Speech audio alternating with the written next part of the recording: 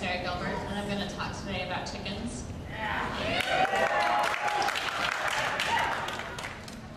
You may wonder if you can have chickens. Yes, you can have chickens. Anyone in the city of Portland can have chickens in their backyard. It's the first question everybody asks me, and no, I don't eat them. One cold day in March, I woke up unsatisfied with my efforts to tread gently on the world. I was being made to feel a little bit guilty that I wasn't doing enough to help the planet. And that's all I heard from the media. New ways to feel guilty. I should stop flying. I should stop washing my hands. I should stop heating my home. It's all destroying the planet.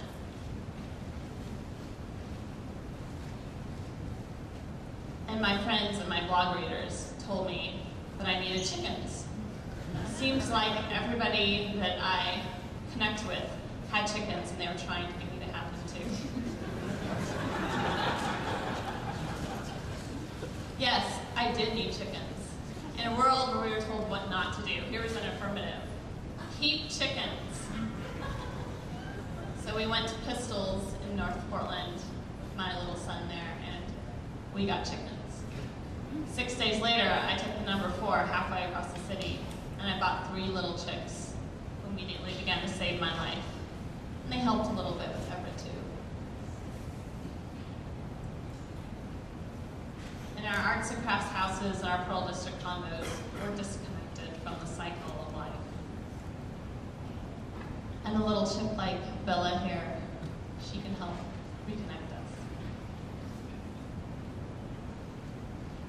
Chickens do reconnect us from their fragile first days to their desperate relationships with the wilder sort. Our kitty at first was a concern to us, but soon it became known that she was actually a chicken kitty.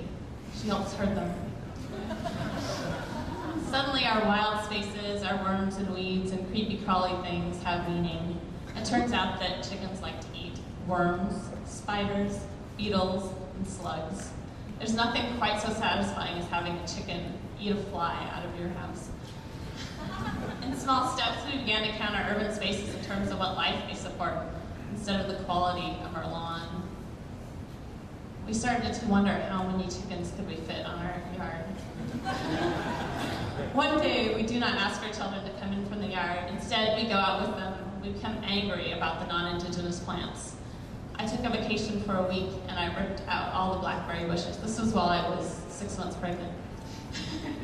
We remember the simple pleasures of butter, flour, and eggs. We wonder whether it would be possible to get a cow.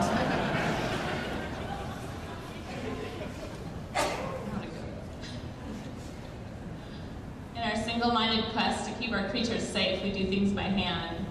1 part concrete, 2 parts gravel, and 3 parts sand, which is how you make concrete. This was while I was 8 months pregnant.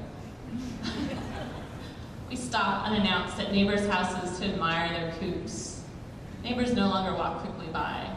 They're enraptured by our hens. We notice less litter in our front yard. Gifts take on new meaning. My husband gave away about the first 2 dozen of our eggs to our neighbors. I was a little mad.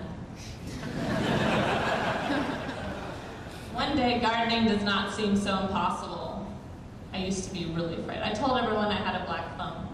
We learned about heirloom tomatoes and cover crops and composting. I thought composting was really stinky, until I got the chickens. Having experienced the joy and beauty of a free hen, we demand cage-free eggs, free-range beef, organic pork. Chickens start laying eggs when they're about 4 months old, and as soon as I got the chickens, I had to start buying cage-free eggs. When we see trash, we do not think, how awful someone left that there. Instead, we take it home and compost it. And if it's green, we might feed it to the chickens. We discover strange loves. We remember to do things with our hands. We reduce our waste. We tread more lightly.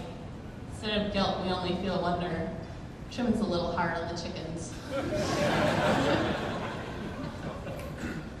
We discover that we did not save money, but that we did save ourselves from ignorance, from isolation, from disconnection, from loneliness and the loss of nature.